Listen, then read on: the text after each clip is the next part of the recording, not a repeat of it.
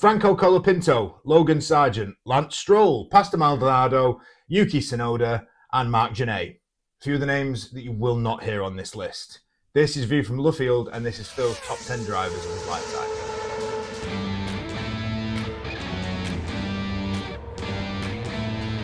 Yes, as Anthony said, none of those will be appearing, and just as a bit of a spoiler alert, neither will George Russell. Hello and welcome to the new office. Look, we have a studio. We're professional. Yeah, this is what we've been doing basically all day. So apologies if we look a little bit dishevelled, but this has been the day so far. I mean, obviously we wanted to get an episode done pretty much immediately whilst we had it. So welcome to the new studio. Welcome to this episode. No Grand Prix, of course, this weekend. Nope. So we're just going to do another top 10. We were originally going to do a top 10 sort of trying to, like we've done in the past, where we both give our 10s, but we established that our lists were similar. We're similar up until like the top 3. And then we'd end up spending a bit too much time arguing. So this week is just going to be Phil. We might do mine a little bit later on, another time. Yeah, we're not going to race. But today is just Phil's. You could do the top 10 worst. I will enjoy that. That'd be nice. I would enjoy the top 10 worst because I think to be fair, I think I've done it. The intro. I think you've been unfair on Mark Janae there, like possibly classing him with the rest. Sorry, I'm being a bit nosy because I've not seen behind, and it feels a little bit broom cupboard from 1980s CBeebies or something. I'm not going to shiv my hand up a gopher, don't worry. Have you noticed who's right between us? Oh, for God's sake. He doesn't make it on the list either, by the way. Right, let's get down to it. As Anthony said, it's of my lifetime, so that rules out the legends of the sport that we all know are legends, but I've never seen. You know, Fangio, you can't. He wasn't. No, that's what I'm giving out the people who haven't seen. I was asking, he wasn't in your lifetime. I'm not that old. Fangio, Sterling Moss, James Hunt, Niki Lauda, of course. Although we did discuss this, and he kind of does, but he does. But I didn't see him. His pomp's not in your lifetime. Yeah, no. Is the argument, And another massive shout out for someone who I truly believe would have been on this list if he hadn't have been lost too early, and that's Jules Bianchi, of course. Yeah, I think Leclerc got away with one there, as horrible as that sounds, but I think Bianchi was the golden boy up until... Is that? Yeah, anyway. So, that aside, we'll jump straight into it, shall we? Because I know Anthony's going to have lots of opinions, all of them wrong. All right? So, number 10. 10. Oh, yes! I love these countdowns. Number 10, Kimi Räikkönen. Right? So underrated, in my opinion, because of his slightly James Hunt view on life. Yeah, fair. I don't. My question should he have won more? I suppose this is your top 10, but and it is you're giving him 10. But yes. I suppose my only argument is should he have won? Should he have won more? Should he have done better? Like he drove for McLaren, drove for Ferrari. He drove for McLaren where McLaren was a good car, but it couldn't finish a race. If you remember, how many times was he leading and the engine went pop or the tyres went pop? I'm sure there'll be footage there where... I'm not saying Raikkonen doesn't deserve to be in this list. All right, well, it's my list. Surprise. Yeah, it is your list. It's Kimi Räikkönen, mainly because anyone who can start at the back in Suzuka and overtake everybody on the track. I'm not saying people retired. He did them all and won the race. That's phenomenal, and therefore he belongs there. And it might be slightly biased because I'm a massive Kimi Räikkönen fan. Yeah. But we're moving on. It was either Kimi or him, actually. Jensen. He nearly got a shout, but Kimi's better. Number 9. You can't disagree with this one. Number 9, Nigel Mansell. Is it because of the moustache? It's because of the moustache. I'm trying to bring it back before I end up having to grow one because of... Job done. You sold me on moustache. You don't need any. Moustache. I mean, how can one man drive in F1 and make a flat cap and a moustache look so cool? No, just think of everything he's given to us. The wheel-by-wheel with Senna in Barcelona, that move on PK Silverstone when he went round the outside, the whole Mansell mania when he won in that, and then he went to America and taught him how to turn right. Absolutely phenomenal driver. I mean, you don't have to justify Nigel Mansell in this list for me at all. Just childhood memories of Nigel Mansell, to be fair. So, yeah, you don't need to justify him in there for me. Okay. Number 8, the Flying Finn. Mika Hakkinen. Yeah. Not Mika Salo. Mika Hakkinen. I think he's massively underrated. Genuinely do. I mean, he wiped the floor with every teammate he had, DC included. There was comparisons as well with between Hakkinen and people might think I'm crazy for this, but there was like a comparison between him and Lauda in the way that they were so. Is methodical the right word? Like an engineer. They were like an engineer. They were engineers with a helmet. Do you know what I mean? Yeah. And that's, I agree with you. Hakkinen. And let's be honest, I know he's going to be on your. I haven't seen this list, by the way. No. Nobody knows. And I know he's going to be on this list further up. But Shuey, Shuey will. He will be on that list. And Hakkinen for a while had the beating of him. Yeah. You could argue car advantage, but that's not the point. Anyone who goes toe to toe with Schumacher usually loses. I mean, the only other person I could think of in our lifetime was Hill got one. Yeah. And Alonso. Villeneuve, of course, who, by the way, doesn't make the list. I know I've just given something away, but another exceptional driver who did it in both sides of the pond. Why does Villeneuve not make the list? It was a flash in the pan. I think he came to Williams at the right time for the car. I don't disagree that Villeneuve shouldn't be on the list. I was hoping to catch you out that you'd say only one world championship. No. I think he was an exceptional driver, but there wasn't enough to. He got beaten by a fair few teammates in his BAR days and everything. Yeah. I think if he'd have come over earlier to Formula One, I think it'd have been a different story or a different conversation, but he didn't. Number 7, the mighty. Hang on, you might have. The man who Anthony thinks should be retiring. Again, he's like Raikkonen, though. He probably should have more. Do you know? This is for me with Fernando Alonso, right? So people have said this in the tennis world in the past. You've got like almost like an Andy Murray. He's a good enough. I'm not saying Fernando Alonso is as good as Andy Murray. Bear with me.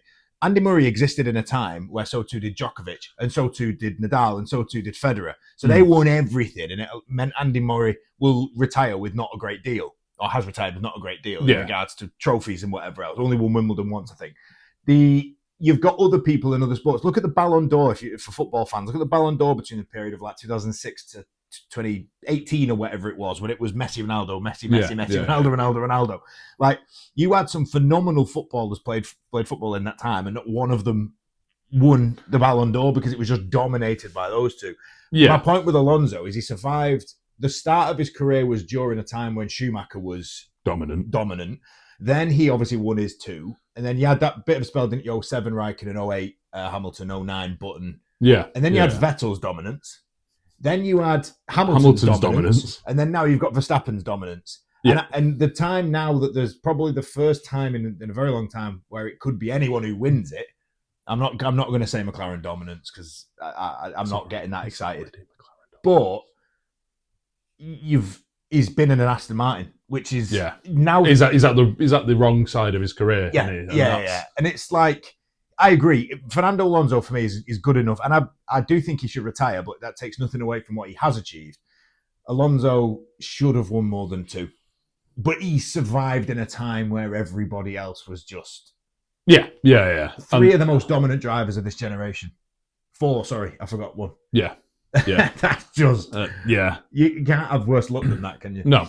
But yeah, it definitely belongs on the list. He's an all-time great. Right. And the fact that he's gone and done it, and I know this is our Formula One podcast, but he's done it in every car he's got into. Yeah. You know, I mean, any kind of sport, motorsport, and he wins. So it's time to call it a day, though. I'm not going there. Just because of the beautiful commentary that he gave us in Singapore. He can do that as a commentator. Yeah, well, yeah.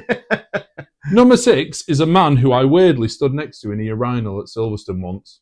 It was only a single person one. It was Alain Prost. Now, again, I don't think he ever gets as much credit, and I think it's because he was looked at as the bad guy in the Senna Prost thing. Yeah. And he wasn't. He was just the only person willing to take Senna on at lunacy. Phenomenal driver, Alain Prost. And again, his career was sort of took very early years for me, so I don't think you appreciated it as much when I was the age I was when Prost was racing. So yeah, but again, every car he drove it, and Prost battered Mansell in the Ferrari when they were both in it, and that shows the standard of a great driver. We'll move on because I'm sure we're going to get to the arguments now. We're into the top 5.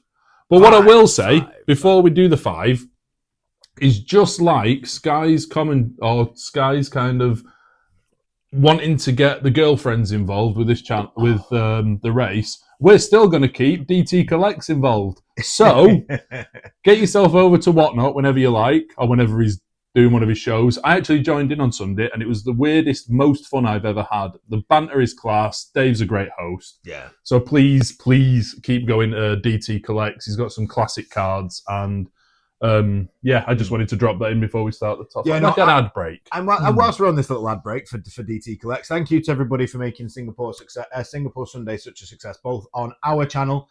Congratulations again to Rex for winning the Lego. So both on our channel and on DT's, like Phil says, on the Sunday night, because it was a good laugh. If you're on it, you would have been there whilst obviously chatting to us and stuff. So it was a good laugh. Thank you to everybody for getting involved. I'm sure Dave has said thank you all as well. So yeah, it was class. Yeah, thank you. So thank you, and we will do another collab soon, but it won't be Singapore Sunday, obviously. No, because that's gone. Because that's gone. And anyone who is suffering from Singapore Sunday, check out our other sponsor, Vagisil. Top 5, everyone. No. Right. Top 5. Max Verstappen. Yeah. The greatest of a generation. Already. Do you consider him in the same generation as Hamilton? No. Oh, okay. Hamilton's the Alonso generation to me. And Verstappen's this new one. And he's also the greatest of it. So you think Verstappen's better than Lance Stroll? I mean, it's close. I think Verstappen is 1,000 times better than George Russell. You're not going to drop this George Russell thing, are you? The one thing, actually, to be fair to Max Verstappen, and it's always well and good being so dominant in the best car. There is nothing Max behind us. No, I was just looking. I forgot what was on there. It's easy being so dominant in such a dominant car. We saw that in like 2022 and 2023. That he was so dominant in a dominant car. What we've seen back end of 24. And obviously through 25, that car is not the most dominant one on the track. And what you've seen from Verstappen is we're still talking about him as a potential in this World Championship. He's got no right to be. No right whatsoever. Anyone else in a mediocre car, because that's what the Red Bull is in comparison. I think the Mercedes proved it was quicker than it in Singapore. I think the Ferrari has shown times that it's quicker than it, and the McLaren certainly is quicker than it. And he is still. We're not talking about Russell in the championship. We're not talking about Leclerc, Hamilton, Tsunoda. It's him. I know. Yeah, I did struggle to say. One of the Crash Brothers. Yeah, the Super Crash Brothers. Oh, it's him, and because it's him. And you're right. Yeah, no, just he belongs there, and I mean, it's difficult in it because I've put Prost 6 and Verstappen 5, and I think it's purely because I've seen more of Max, or it's more recent. I'm getting old; my memory's shot. Recency bias. It's recency bias is a thing as well. It is, and you remember last race compared to 91, 92, unfortunately. Although the last race wasn't exactly memorable, was it? Biz. We've said that a lot this year. Yeah. Number 4. Vettel. This is the first time I'm going to disagree with you. I know it's your list, so you don't care, but I'd swap them two. I agree with you, barring the fact that Vettel was still a danger in a Ferrari that didn't deserve to be racing. He was still Hamilton at the start. He almost lost the championship going off the track at Germany in the rain. He was that good, and he pummeled a majority of his teammates. It got a bit scrappy near the end when him and Leclerc couldn't go around the corner without hitting each other. But he's just... We said the other day, didn't we, that Verstappen was Senna and... I said Verstappen was Senna and Prost combined, and that's a dangerous thing. Vettel was Prost with a bit of Senna lunacy. He was so calculated that if he didn't have to bring it home in first and he knew third was enough, he'd bring it home. Vettel let a sprinkle of shoey as well. Yeah, the dominant... That kamikaze, if I'm not winning, no one else If I'm not winning, I'm hitting. I mean, look at Baku under the safety car when he thought Hamilton brake tested him, so he just hit him. So he just drove into him. But what a drive. And as much as this doesn't fall into the driving side, what an ambassador for the sport. He's still running around trying to do the bio-friendly fuels rather than the EVs. Bees at Suzuka, which, by the way, was brilliant. The whole Senna thing that he did at Brazil as well, when he turned up again and drove. So I just think the guy loves Formula One. He got out at the right time. I will say that. Mm. He's also had to battle Lance Stroll for supremacy in Aston Martin. He lost. He didn't. I would. My only objection so far, I would swap them two. But I Okay. understand why you haven't, but I would have swapped them two. Vettel's driven a Ferrari, so he goes higher. Verstappen has. And he Not won it. No, I was gonna you say. see, we can't have him. We can't have Verstappen higher because he went and raced a Red Bull and won. That's sorry, a Ferrari and run. That's disgusting. The irony. Hang your head in. I know. Never did I think me and you would say Verstappen's winning a Ferrari on this podcast this year, but never mind. If you want to come to the F1 team, Max, don't ruin yourself. Right, I'm sure this is going to lead to some arguments now. Yeah. The top three, okay? So I'll give my three, and then we can argue about The placements. where you think. Because I know, without him seeing the list as such, I know this is going to cause controversy with him. Yeah. So, number 3 is Lewis Hamilton. Number 2 is Michael Schumacher. And number 1 is Ayrton Senna. Okay. Unpopular opinion time. Please do not turn off. Please do not unsubscribe. Please do not adjust your TV monitors. I'm going to leave. This is not mental. Ayrton Senna is not the best driver of your generation. He doesn't deserve to be top of that list. How is that possible? Now, let me contextualize it. And it's not his fault. You all know what I'm going to say. It's not his fault. I think potential-wise, he had the potential to be the best. But I think if you go purely on merit alone, purely on what they've won, and I will have to shower after I say this, Shuey and Hamilton are first and second, Senna's third. I'm sorry. Right. I'm sorry, Ayrton. Right. I'm gonna bring out a counter argument here. And this is before your time, but I'm still going to use it as part of my argument because it's my list, so shut up. Right. Schumacher had the best car a majority of the time. Now, I know he built it himself. Yeah, the Ferrari he proved. Wasn't, But the team was around him. He had Ross Brawn, he had John Todt. Everything was lined up for Schumacher to succeed. The fact that the great man went and succeeded says a lot about his character. Same with Lewis Hamilton, really. Everything aligned perfectly for him to go on this dominant spree. Shuey, ironically, it was Shuey who set that Mercedes up. Him. If you look at Toto Wolff brought the money, there was massive Petronas backing. Mercedes wanted in big time. They got Niki Lauda in as you know, a consultant and everything. They were primed to win. They got Schumacher in to develop a car. You know, they got 7-time world champion. Precisely. And in no way was Schumacher's return to win anything. It was to give Mercedes the backing they needed to go on this hugely dominant spree. Now, if you had to pick a man to go and do it, then they picked the right one, and he went and did it. Hamilton's ability is the most winningest, or whatever you say. I hate it when they say that on telly, and it never makes sense. Most polls, every record he has smashed. Okay, I get other than the age ones because I get that, but Senna got into any car. And I mean any car, from his Tolman to the John Player Special Lotus, and he beat people in them. Yeah. He actually took it to them. It didn't matter what was at his feet or what was at his hands or what engine was behind him. He was a danger, usually to other drivers, but he was just phenomenal. I mean, look at his qualifying lap in Monaco. You could argue then that Senna had the best car because the MP4, good God, 4 was it or whatever? What was a rocket ship, a world beater. Oh, he's up there. Signed. A world beater. You know, it was. But he had Alain Prost in the car next to him. This wasn't you're a first driver, you're a second driver. This was all out warfare, and something we still discuss today, and something that keeps getting brought up because of Papaya rules at the moment is it going to turn into one of them? Is it going to turn into Senna Prost? The answer is no, because neither of them are good enough. But come on, I mean that's not an insult. Saying you're not as good as Senna's not an insult, is it? Really? You're a great driver, but not quite Senna. Thanks. So that's what I'm saying is Senna drove every car, no matter how good or bad it was, beyond the limit. And it was a constant beyond the limit. And sometimes he binned it because it was constant on the limit. Flip it, but all right. Don't get me wrong. Mm. I'm going to stress this to everybody. This is not me saying that I don't think Ayrton Senna was a brilliant driver, and I think recency bias will come into this a lot. The famous McLaren Senna was 1988. That was the year I was born. So obviously I don't remember that because I was Born. So there was a lot of, and like I said, got the facts wrong about him a minute ago. Like there's a lot of that. That's when I'm 3, 4, 5. So Schumacher was when I first started to really understand Formula One, was the dominance, and then obviously Hamilton is more recent. So my only thing is, I think people put Ayrton Senna on this pedestal.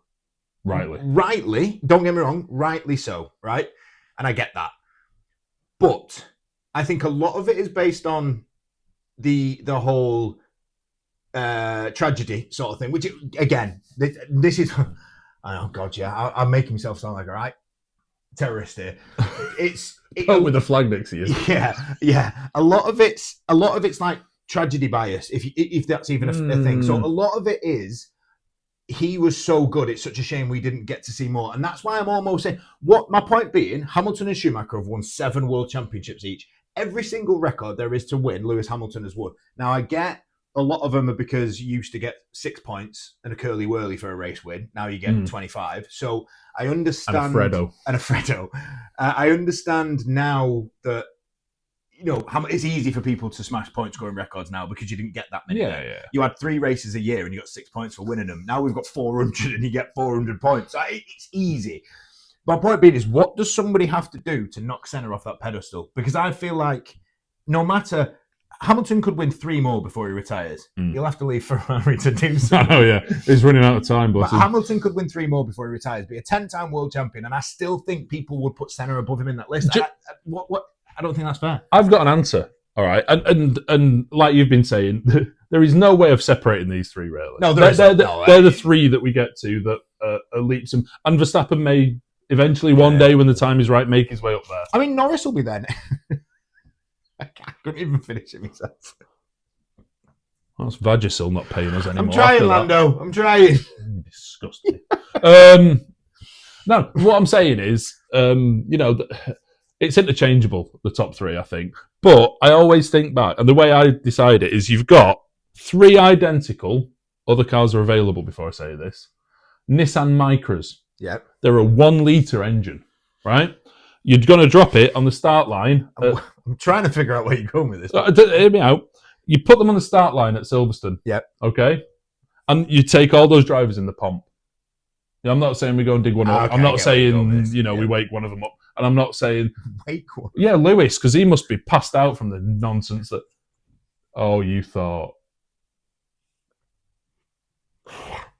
We'll be back after this break. I thought you meant... No, I didn't. No. Wow. No, I meant Lewis from his... I mean, that was badly planned by me. Yeah, of course. Anyway, right, so you take your Micras, you put them on the grid at Silverstone, you put all 3 of them in the pomp. Senna's winning that race. We'll never know. And it's a stupid argument, but... It's the whole who's better, Messi or Maradona, who's better, Best or Ronaldo. Yeah, you can't compete, you will never know. And bottom line is, I think Senna couldn't drive the modern cars, if I'm honest. I think Senna could drive the modern cars better than Hamilton could drive a 1988 agree with that. McLaren. Yeah, but and you would never put him in. It would never be a fair fight. No. And by the way, that's no slight of Lewis. Again, it's a ridiculous argument because we won't ever get anywhere. And all 3 of them have set the bar, like Senna set the bar so high with his extra training, with the way he went about things, with the way it was racing or nothing. The other thing as well to consider, sorry, before you carry on, the other thing you've got to consider as well is Schumacher had a wealthy enough upbringing so that he could get into the sport. Lewis Hamilton, we know that obviously his mum had to do 2 jobs and his dad, whatever, but they still were able to get that back in. Senna did not have that privilege, and that doesn't make him it does make him a better driver because he had to. I don't know. It's just difficult because you're saying you've got one person who's got 3 world championships, less than Verstappen, Vettel, Schuey, Hamilton, and you put him above them all. Yeah, I have. Yeah. I'm not saying it's wrong. I'm not saying I disagree. Well, I am saying I disagree.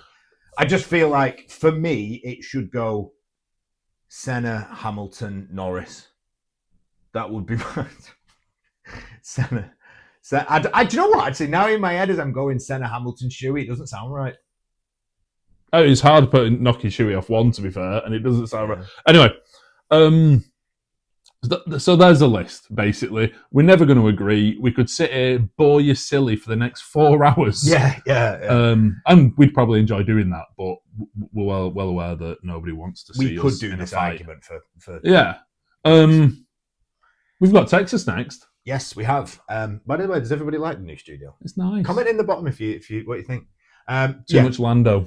Texas next. Yeah, I think Max either, and it's going to sound obvious because there's only 2 choices, but I think either Max is well in the title fight after Texas, or he's out of it.